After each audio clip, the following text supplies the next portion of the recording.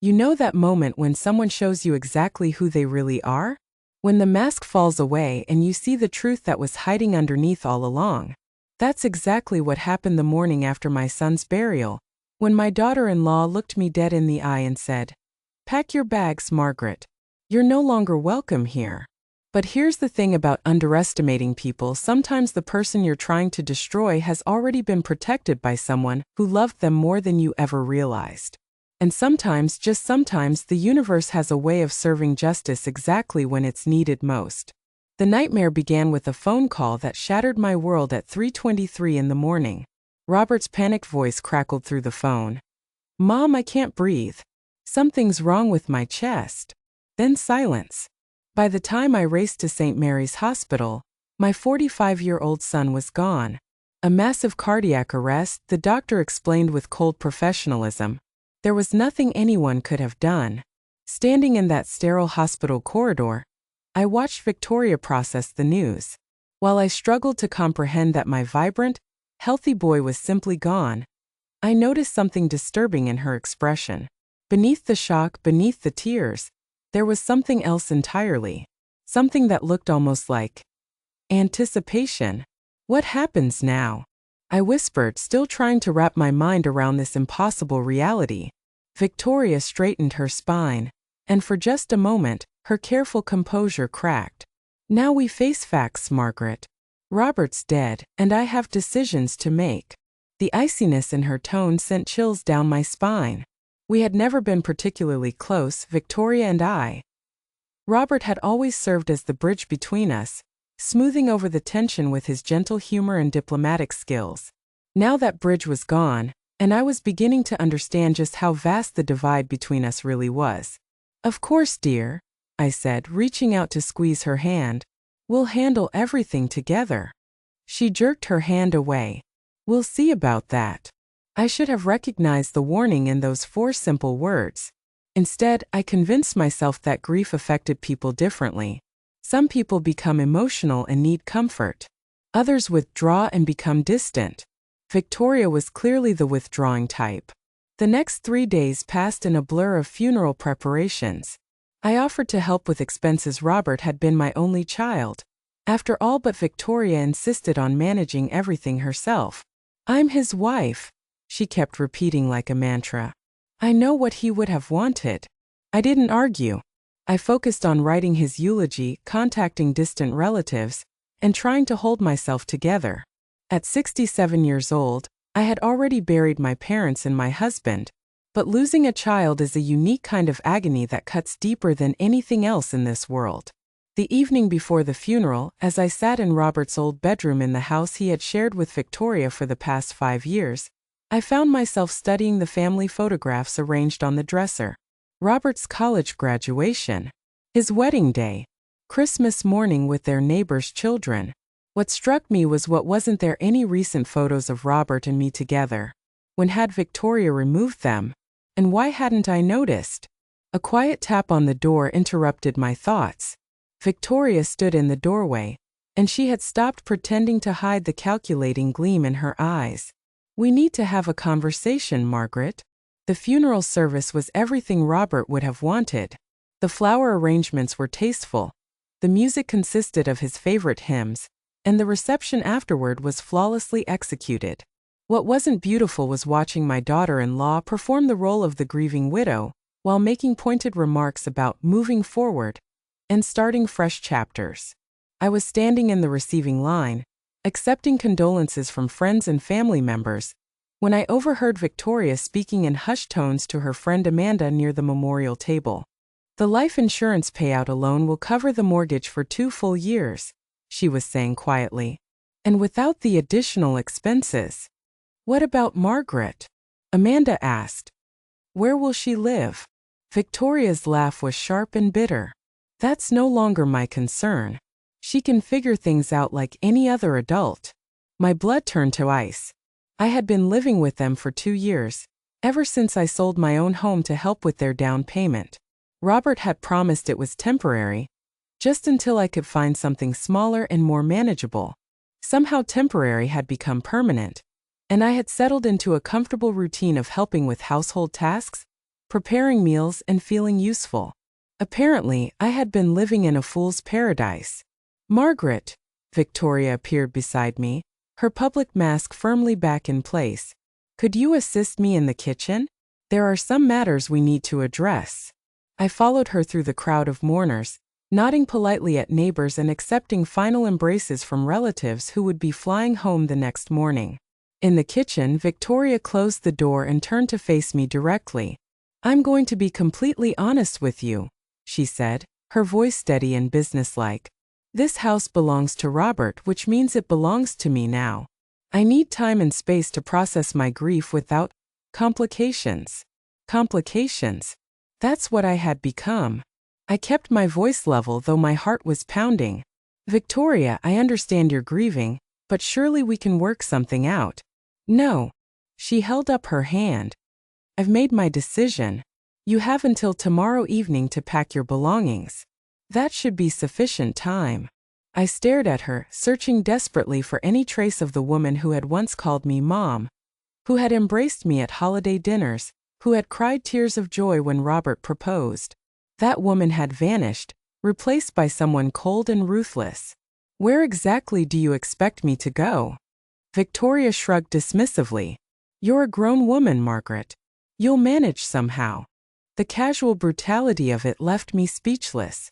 Robert would be horrified by this conversation. Robert's dead, came the flat response. And the sooner you accept that reality, the better off we'll both be. I spent that night packing my entire existence into 4 suitcases and 2 cardboard boxes. 67 years of life reduced to whatever would fit in my car trunk.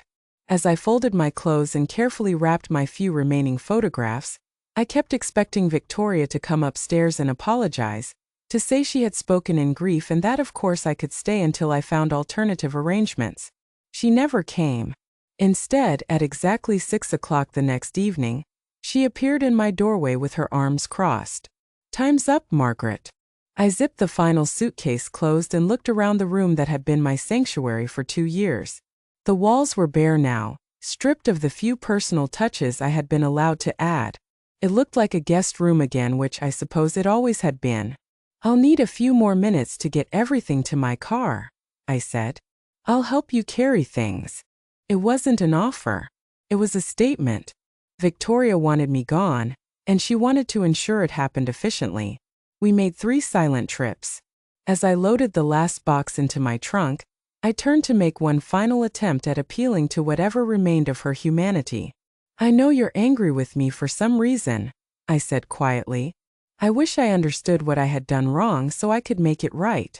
Victoria's expression didn't soften even slightly. You didn't do anything wrong, Margaret. You simply exist in my space, in my life, in my way. Robert felt sorry for you, but I don't. The honesty was brutal and somehow cleaner than the polite lies we had been maintaining. I see.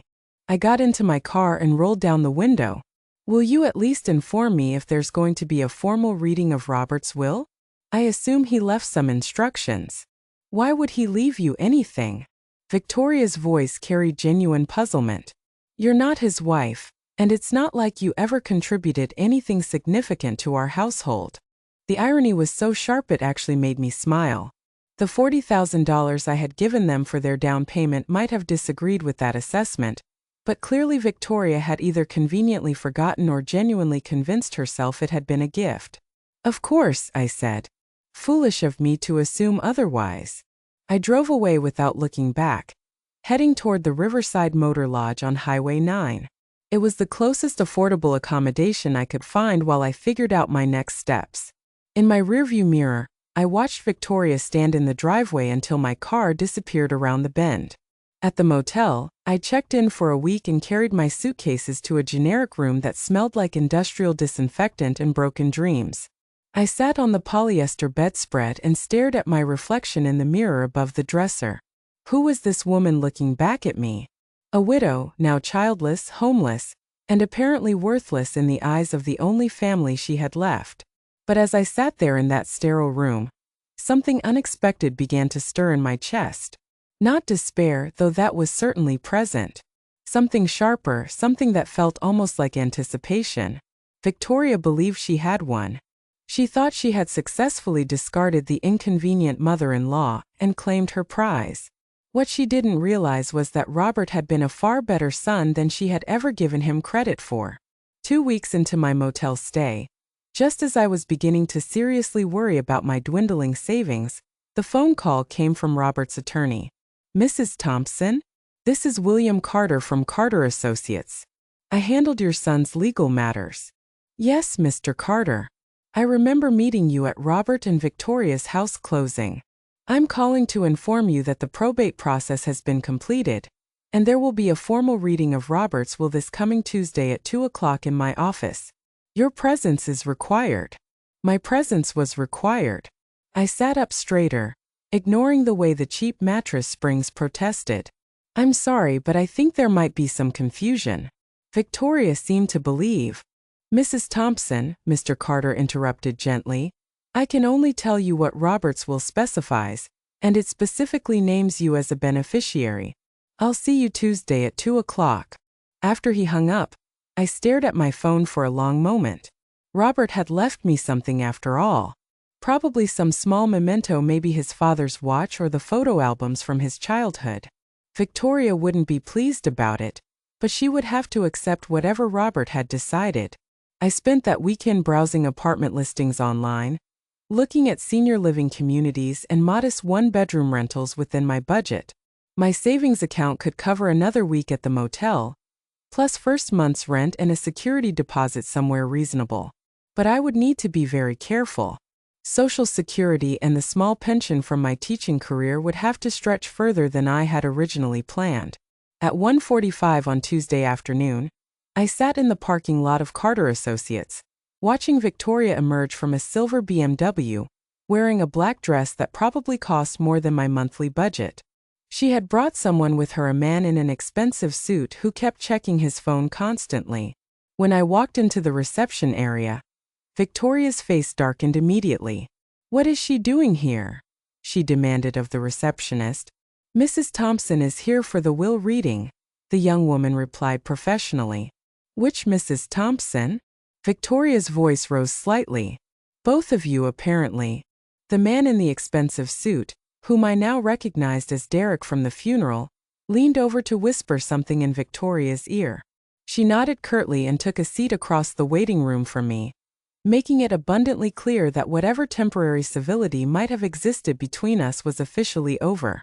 Mr. Carter appeared promptly at 2 o'clock and ushered us into his office.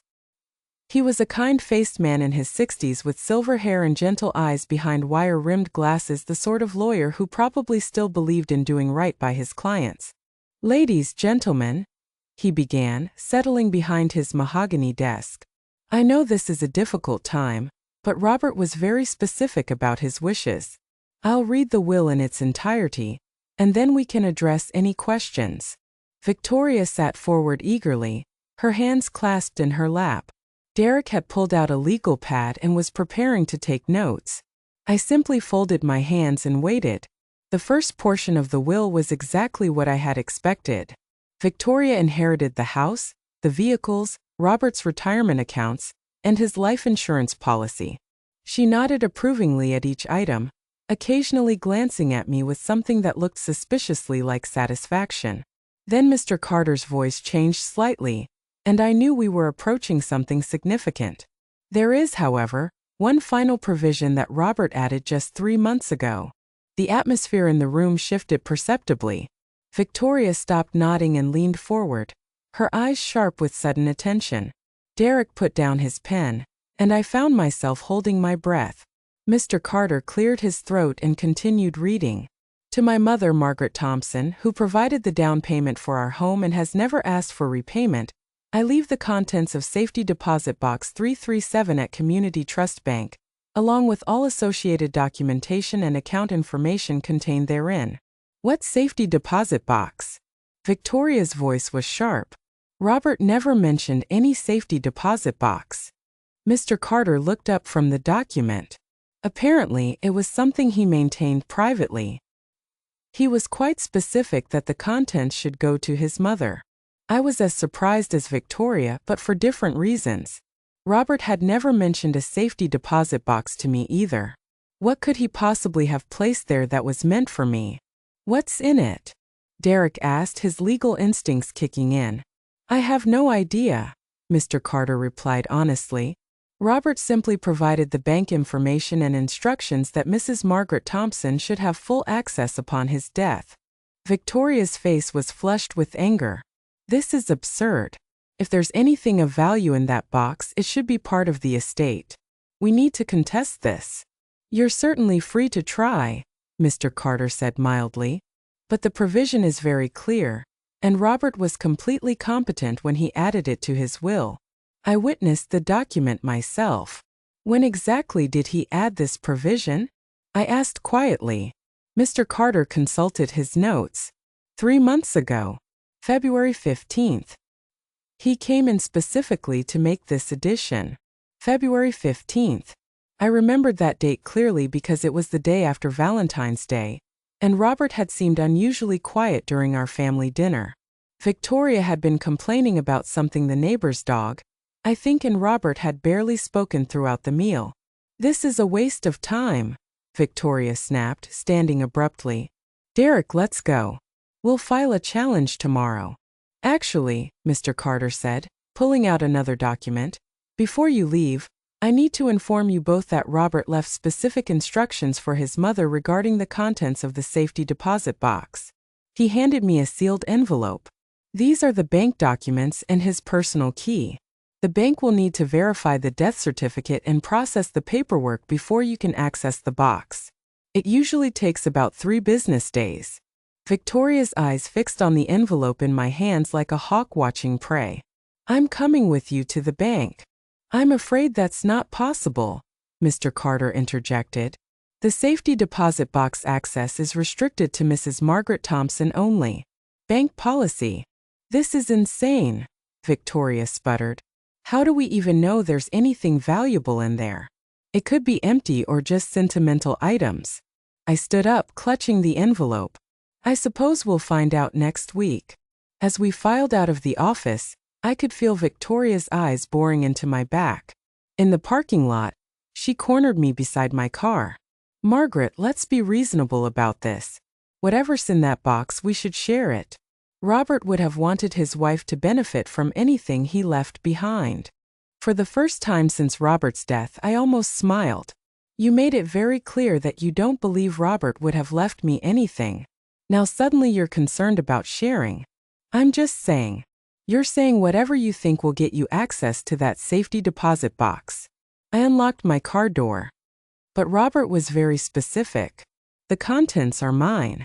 Her mask slipped completely then, revealing the cold calculation beneath.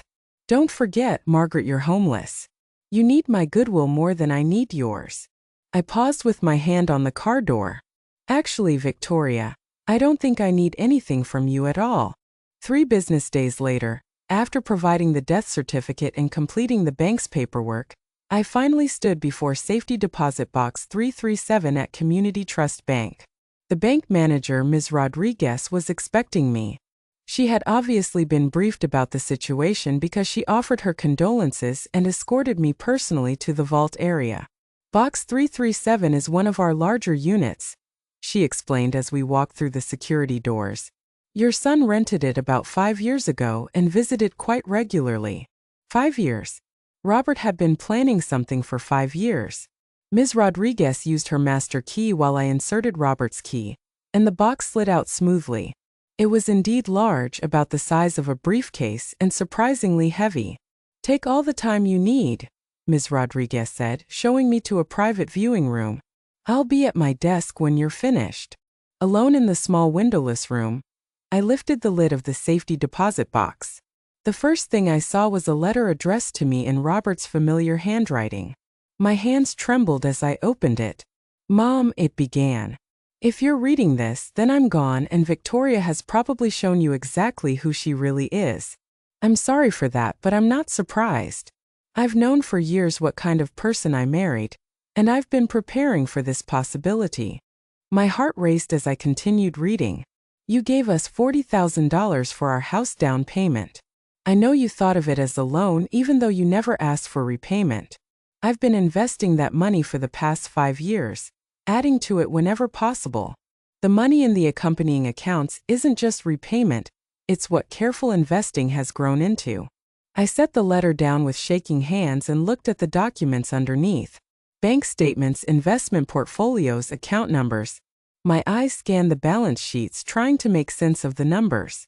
$185,000 in various investment accounts, all in my name, all accessible with proper documentation. I picked up Robert's letter again, hardly believing what I was reading. I also discovered that Victoria has been telling people you contribute nothing to our household. What she doesn't mention is that our mortgage has been automatically paid from my salary account for the entire time you've lived with us. Any money you've given us for expenses went straight into investments for your future. The letter continued. I've been documenting everything, Mom. Every email, every text message, every casual comment she's made about you. It's all in the folder labeled documentation. I thought you should know what kind of person has been living in our house. My vision blurred as I reached for the folder he had mentioned. Inside were printed emails, text message screenshots, even photographs of credit card statements, evidence of years of manipulation and deceit. The final paragraph of Robert's letter made my eyes fill with tears. You deserve so much better than the way she's treated you. Take this money and build yourself a life where no one can make you feel unwanted ever again. And Mom, don't tell Victoria about any of this until you're safely away from her. Trust me on this one. All my love, Robert. I sat in that little room for nearly an hour, reading through everything Robert had left for me. By the time I emerged, I had a clear picture of exactly how my daughter-in-law had been manipulating both of us for years.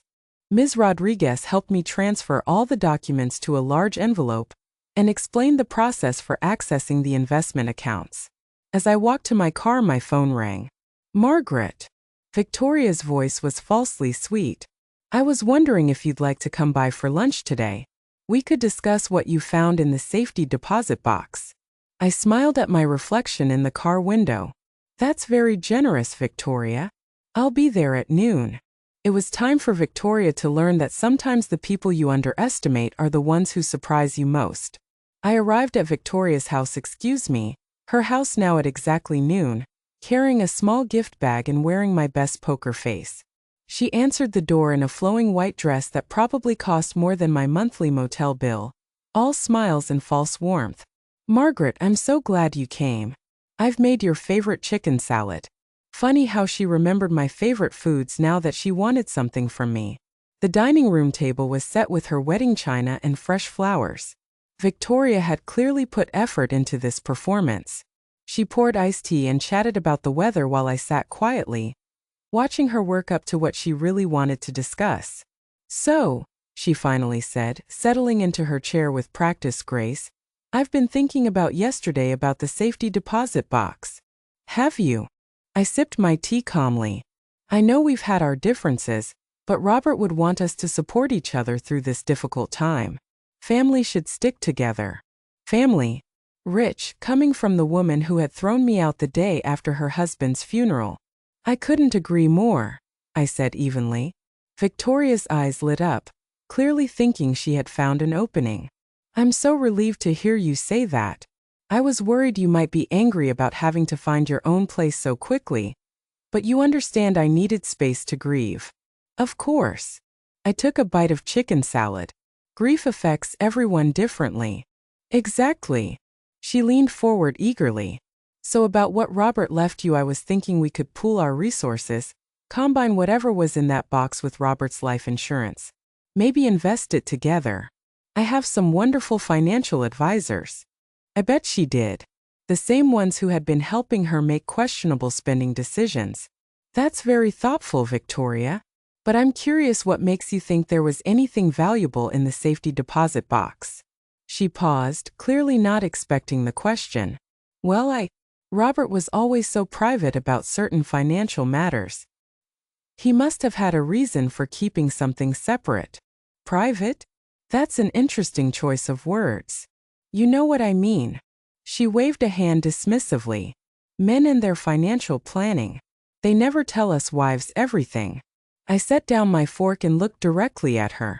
Actually, Victoria, I think Robert told you exactly as much as he thought you needed to know. Something flickered in her eyes, uncertainty, maybe even a hint of fear. What did you find in the box, Margaret? The moment of truth was approaching, but I wasn't quite ready to play that card yet. Instead, I reached for the gift bag I had brought. I brought you something, I said, pulling out a small wrapped package. A little thank you gift. She unwrapped it eagerly, revealing a framed photograph of Robert from his college graduation. Her face softened slightly. Oh, Margaret, this is lovely. Thank you. I thought you should have it. After all, you were such a devoted wife. The emphasis I placed on devoted wasn't lost on her. She looked up sharply, searching my face for hidden meaning. What's that supposed to mean? Nothing at all. I'm just appreciating how well you took care of my son. Victoria set the photograph down carefully, her demeanor shifting. The fake sweetness was evaporating, replaced by something warier. Margaret, you're being cryptic. Just tell me what was in the safety deposit box. I smiled and took another sip of tea. Documents mostly. Very interesting reading material. What kind of documents? Oh, financial records, investment statements, some correspondence. I paused meaningfully. Quite a few printed emails and text messages. The color drained from Victoria's face. Text messages? Robert was quite thorough in his record-keeping, especially toward the end. I pulled out my phone and opened the photos Robert had taken of various text conversations. Would you like to see one? This is from about 6 months ago. I turned the screen toward her, showing a screenshot of her texting Amanda. God, I can't wait until that old bat finally moves out. Then we can turn her room into the home gym I've been wanting.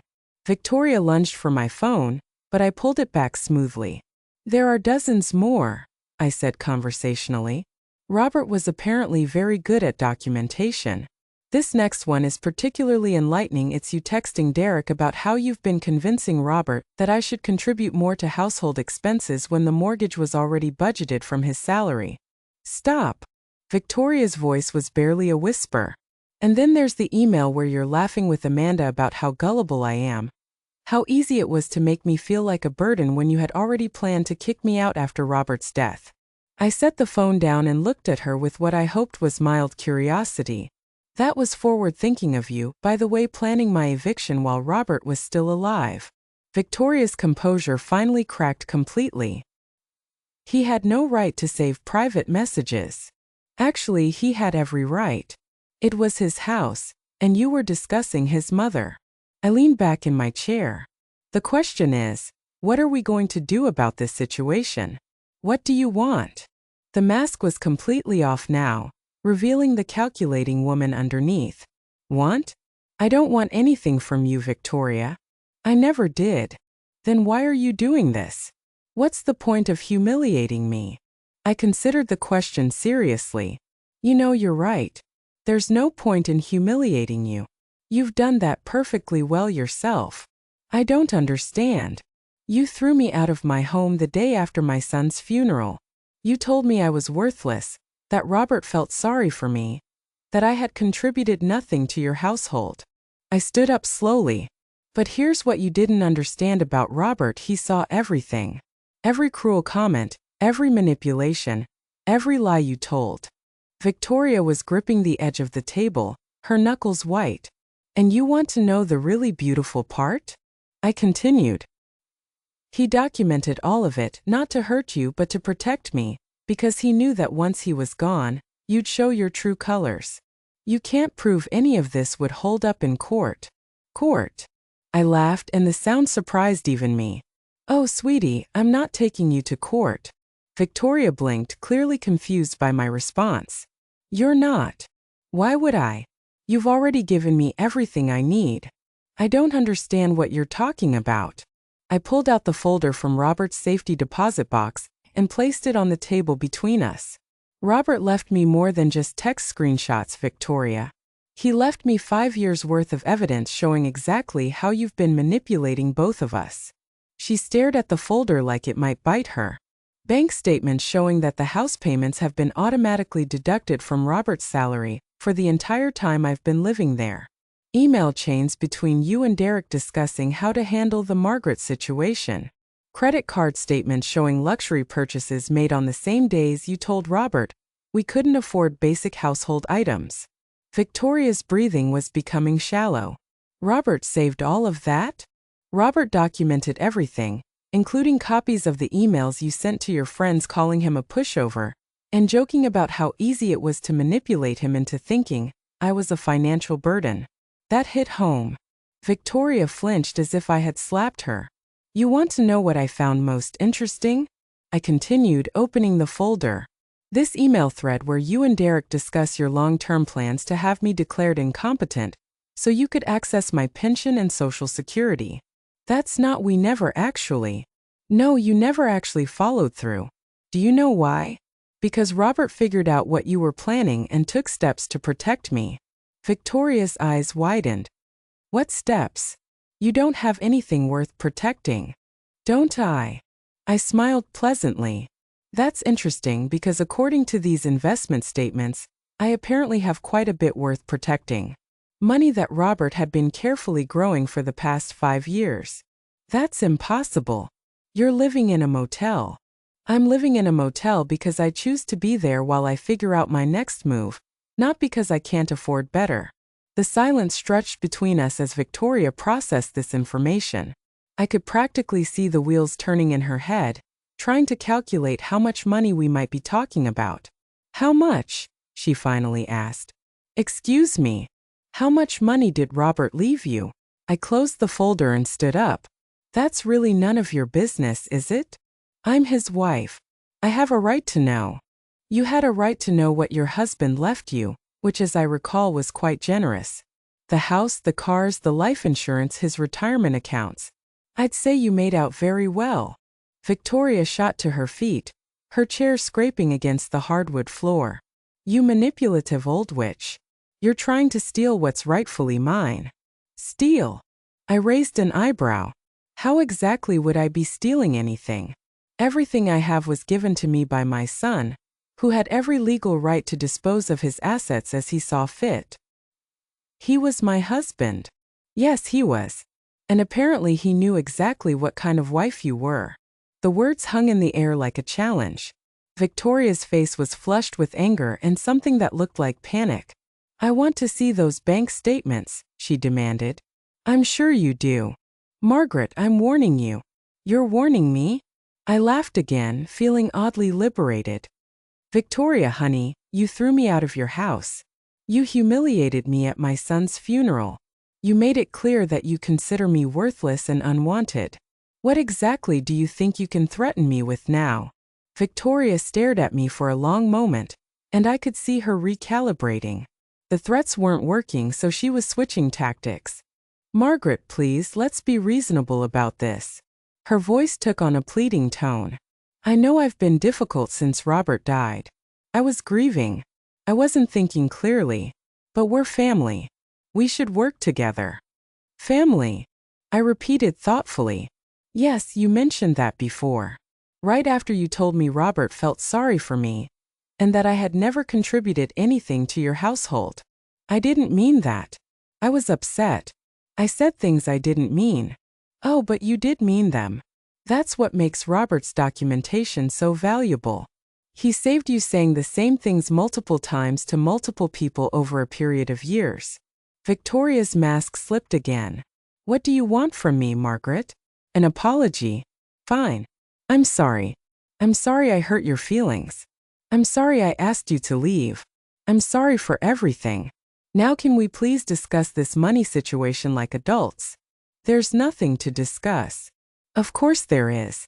If Robert left you a significant amount of money, we need to plan how to manage it responsibly. I know excellent financial advisors. I could help you invest it properly.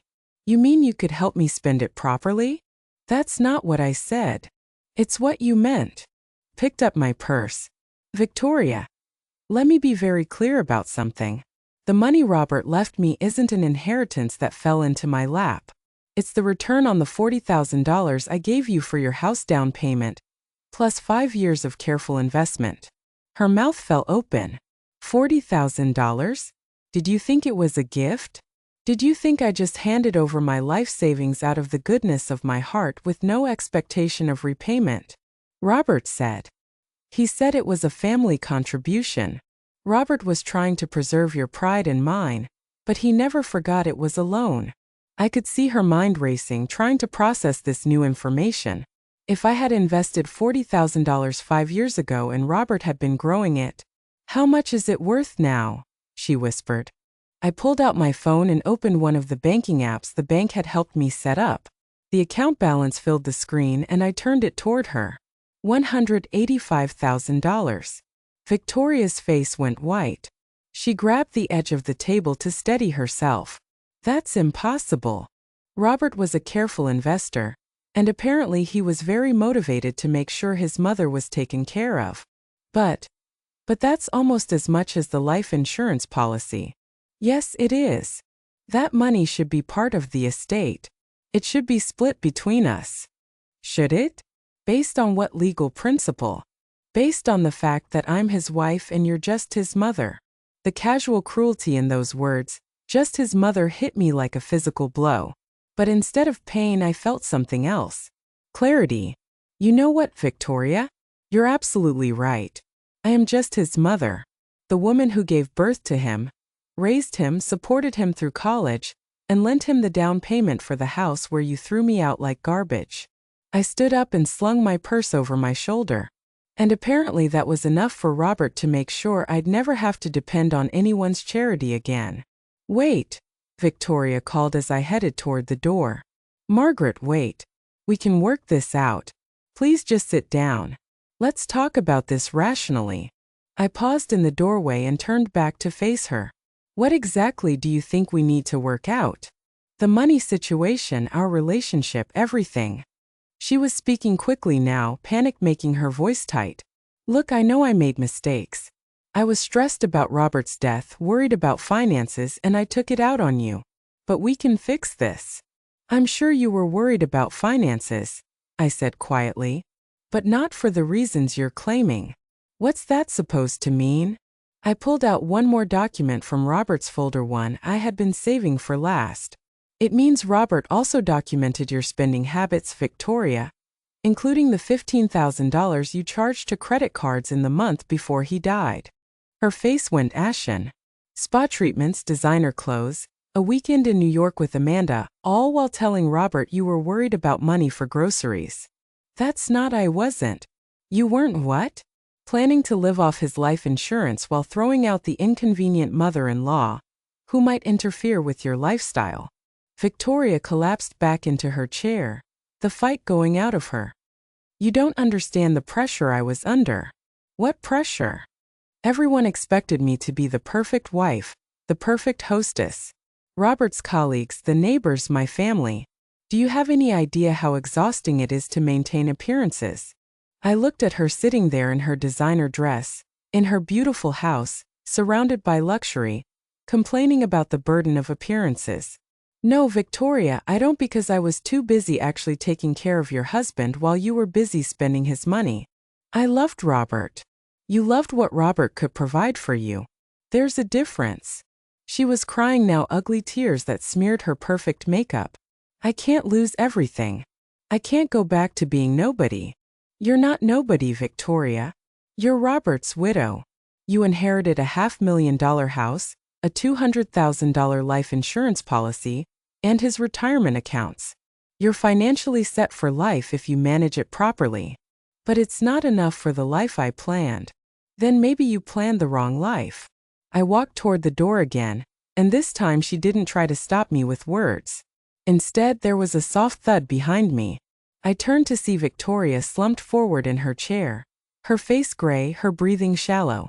For a moment, I thought she might actually be having a medical emergency. Then I realized what I was seeing: complete defeat. The moment when someone realizes they've lost everything they thought they were entitled to, and there's no manipulation or charm or cruelty that can get it back. I can't, she whispered. I can't lose everything. You're not losing everything, Victoria. You're losing the things that never belonged to you in the first place. I left her there in her expensive dining room, surrounded by her wedding china and her carefully constructed life, and walked out into the sunshine of my new beginning. Sometimes the best revenge isn't revenge at all. Sometimes it's justice served exactly when it's needed most. And sometimes, if you're very lucky, it comes with a hefty bank balance and the knowledge that the child you raised turned out to be exactly the person you hoped they would become. Robert had taken care of me after all, just like he had promised he always would, even from beyond the grave. My son had kept his word, and that, more than any amount of money, was the greatest gift he could have given me. If you enjoyed this story, don't forget to subscribe and share your thoughts in the comments below. Sometimes the most powerful stories are the ones where justice finds its way home.